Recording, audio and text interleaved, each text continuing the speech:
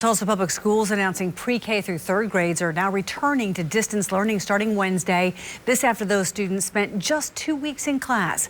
In tonight's Project Safe Schools, our Katie Kelleher shares how some parents are reacting and why TPS Superintendent Deborah Gist says she's angry. Katie?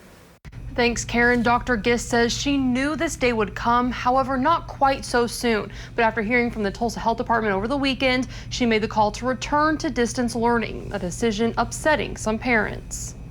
Annie Boardwine and her third grade son are not thrilled he's about to be back at home instead of in school.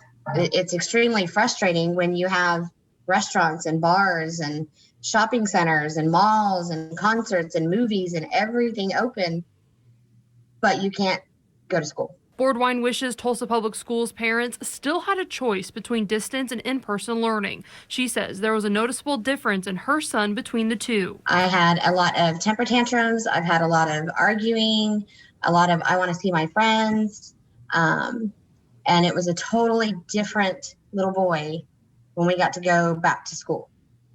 He was happy. TPS Superintendent Deborah Gist making the call Monday to move pre-K through third grades, level 3 and 4 special education programs, and deaf education programs to distance learning starting Wednesday. At this moment, I am just sad.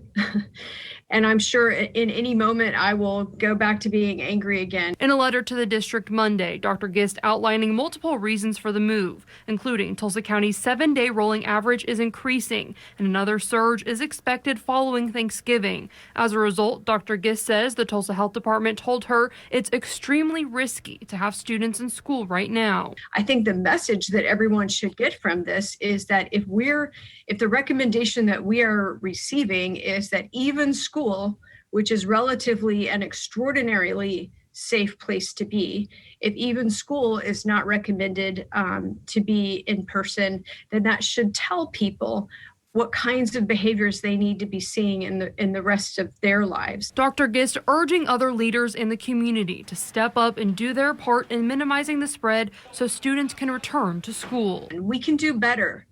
We can do better than this. We have to do better than this.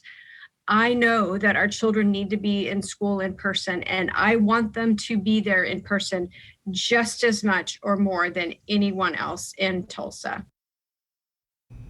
As of right now, all TPS students won't be going back to in-person learning until January 4th. However, even that's a date that's concerning with the COVID surge. The superintendent and board members will talk it over before winter break. Katie Kelleher, 2 Works for You.